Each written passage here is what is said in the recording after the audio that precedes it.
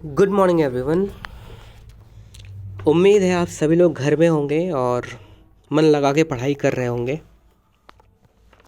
वापस से कोरोना के केसेस काफ़ी कम हो रहे हैं, तो चांसेस हैं कि जल्दी ही हमारे लिए खुशखबरी आ सकती है कि हम वापस से क्लासरूम प्रोग्राम वगैरह स्टार्ट कर सकते हैं। लेकिन तब तक के लिए जितना ऐसे अभी तक हमने झेल लिया है, वैसे कुछ दिन और झेल सकते हैं। लेकिन सबसे इम्पॉर्टेंट चीज़ ये है कि हमारे लिए टॉप प्रायोरिटी पे हमारी हेल्थ होनी चाहिए। ठीक है, तो स्टार्ट करते हैं आज का लेक्चर। लास्ट लेक्चर में हमने मिक्सचर्स में होमोजीनियस और हेट्रोजीनियस कंप्लीट कर लिया था। अब होमोजीनियस का एक पार्ट होता है, होमोजीनियस को फर्दर क्लासिफाई करेंगे तो हमें एक पार्ट मिलता है, वो है ट्रू सॉल्यूशन। तो आज हम पढ़ेंगे ट्रू सॉल्यूशन के बारे में।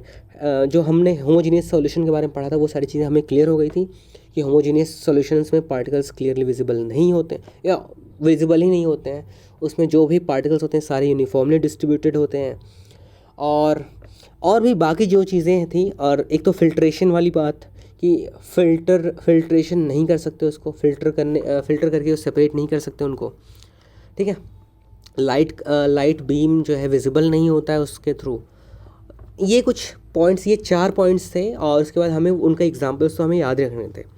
अब उसको जब फर्दर हम क्लासिफाई करेंगे तो आता है अगला क्लासिफिकेशन, वो है ट्रू सॉल्यूशन। ट्रू सॉल्यूशन क्या होता है?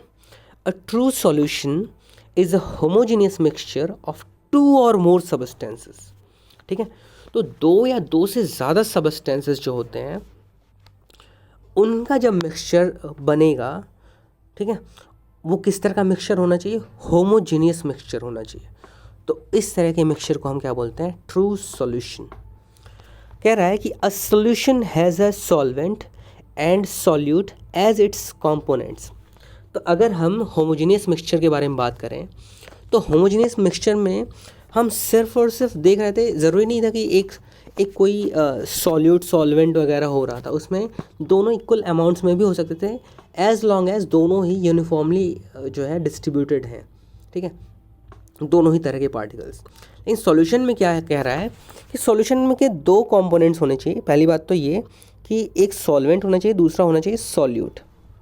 सॉल्यूट जो है सॉल्वेंट में जाके मिक्स होता है, मतलब सॉल्वेंट का अगर हम अमाउंट के बारे में बात करें, सॉल्वेंट का अमाउंट रिलेटिवली ज़्यादा होता है या वॉल्यूम ज़्यादा होता है सॉल्यूट के कंपैरिजन में। ठीक है, the component in the larger amount is the solvent and the component in the lesser amount is the solute. ठीक है, इसको कैसे समझेंगे? तो समझने का बड़ा आसान सा तरीका है।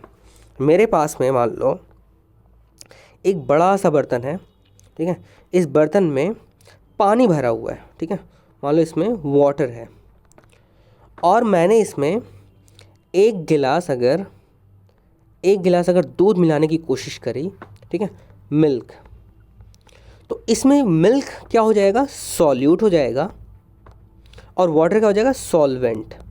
ठीक है, ऐसे ही अगर हम केस रिवर्स कर दें, रिवर्स मतलब हम जो है बड़े वाले बर्तन में मिल्क ले रहे हैं और छोटे वाले बर्तन में हम वाटर ले रहे हैं। ठीक है, तो वाटर इस केस में क्या हो जाएगा? सॉल्यूट, चूँकि ये लेसर अमाउंट में है, और मिल्क हो जाएगा सॉल्वेंट क्योंकि ये लार्जर अमाउंट में है। तो सॉल्यूट और सॉल्वेंट का कंसेप्ट आपको समझ में आ गया होगा। इसका एग्जांपल दिया हुआ है solution of salt in water.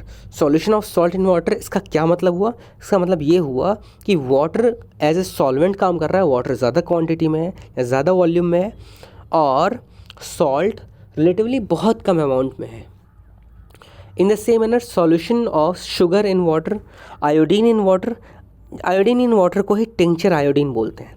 ठीक है, सोडा वाटर, टिंचर आयोडीन का अगर आपको याद हो तो क्लास 6 में आपने टिंचर आयोडीन का यूज़ पढ़ा था। कहाँ यूज़ पढ़ा था आपने? अगर आप वापस से थोड़ा सा जोर दोगे, अगर आपने अच्छे से क्लास 6 में पढ़ा होगा तो पता चलता है कि टिंचर आयोडीन का जो यूज़ होता है उसका यूज़ ये टेस्ट करने के लिए किया जाता है कि किसी भी तरह के फूड आइटम में, किसी भी तरह के सब्सटेंस में कार्बोहाइड्रेट प्रेजेंट होता है या नहीं। अगर कार्बोहाइड्रेट प्रेजेंट होगा तो वो जो आयोडीन का सोल्यूशन बनाया था टिंचर आयोडीन से हमने, उसका कलर ब्लू ब्लैक हो जाता है, ठीक है। तो अगर ब्लू ब्लैक में कन्वर्ट हो गया जो भी सॉल्यूशन हमने डाला हुआ था, जो कि आयोडीन से बना हुआ था, टिंचर आयोडीन से बना हुआ था, अगर उसका कलर ब्लू ब्लैक हो गया, दैट मीन्स कि जो भी फूड आइटम हम खा रहे हैं या फिर खाने वाले हैं उसमें कार्बोहाइड्रेट भरा हुआ है, ठीक है। तो ऐसे करके आप चीज़ों को अगर रिलेट करोगे तो आपको बहुत मज़ा आएगा और आपको याद रहेंगी, तो इन फ्यूचर आपको बेनिफिट भी इसका बहुत सारा हो सकता है। बहुत सारे ऐसे छोटे छोटे क्वेश्चंस पूछे जाते हैं कम्पिटिटिव एग्जाम्स में। अब आगे क्या कह रहा है, properties of true solutions. Obviously अगर होमोजीनियस मिक्सचर है तो होमोजीनियस जैसी इसकी प्रॉपर्टीज़ होंगी। कह रहा है true solution is a homogeneous mixture, ये तो पहला पॉइंट क्लियर ही है। फिर the particles can not be seen by the naked eyes, ठीक है। The particles can not be seen by the naked eyes. फिर the solute particles can not be separated by filtration. Obviously ये हमने homogeneous mixture में भी देखा था। The solute particles do not settle down and the solution is stable, ये भी हमने उसमें देखा हुआ था होमोजेनियस मिक्सचर में। The particles do not scatter a beam of light passing through it and the path of light is not visible in the solution. तो कोई भी तरह का पार्टिकल अगर लाइट को स्कैटर करेगा, ठीक है, स्कैटर करेगा तभी हमें वो चीज़ें दिखाई देंगी। अगर वो स्कैटर नहीं करेगा तो लाइट हमें नहीं दिखाई देगी। यही रीज़न है कि होमोजेनियस मिक्सचर के थ्रू अगर हम लाइट का बीम डालें तो वो बीम क्लियरली विजिबल नहीं होता है। क्लियर है। अगर हमने एक ग्लास लिया जो कि ट्रांसपेरेंट सा ग्लास है, उसमें हमने पानी भर दिया, उस पानी में मैंने नमक डाल के घोल दिया, तो अगर मैंने एक येलो लाइट का सोर्स ले लिया तो इन जनरल क्या होना चाहिए था कि मैं यही एक्सपेक्ट कर रहा था कि अगर वो लाइट को उस बर्तन के थ्रू पास कराता हूँ तो उस बर्तन के अंदर के जो भी पार्टिकल्स होंगे वो हल्का हल्का येलो येलो से दिखेंगे, लेकिन नहीं दिखते हैं। तो अगर नहीं दिख रहे हैं दैट मीन्स कि वो एक होमोजेनियस मिक्सचर है। क्लियर है। आई होप ये चीज़ें आपको अच्छे से समझ में आ रही होंगी। ट्रू सॉल्यूशन बहुत ही सिंपल सा टॉपिक था, ये भी एक तरीके से देखा है तो होमोजेनियस मिक्सचर ही है। बस होमोजेनियस मिक्सचर का एक स्पेसिफिक पार्ट है जिसमें एक सॉल्वेंट होता है। सॉल्वेंट जनरली हम एक फ्लूइड लेते हैं, फ्लूइड में भी हम इन जनरल लिक्विड्स लेते हैं। फ्लूइड दो तरह के हो सकते हैं, या तो लिक्विड्स हो सकते हैं या फिर गैसेस हो सकती हैं, लेकिन हम इन केसेस में जनरली लिक्विड्स ही लेते हैं। तो इस तरह के सॉल्यूशंस जो कि एक होमोजेनियस मिक्सचर बनाते हो, इस तरह के सॉल्यूशंस को हम क्या बोलते हैं, होमोजेनियस मिक्सचर, या फिर इनको उसका जो स्पेसिफिक केस है वो है ट्रू सॉल्यूशन। एक चीज़ और याद रहे कि दो से ज़्यादा भी हो सकते हैं सब्सटेंसेस। मतलब अगर मैंने पानी में चीनी घोल दिया, चीनी के साथ में नमक घोल दिया, तो वो भी एक ट्रू सॉल्यूशन होगा। क्लियर है।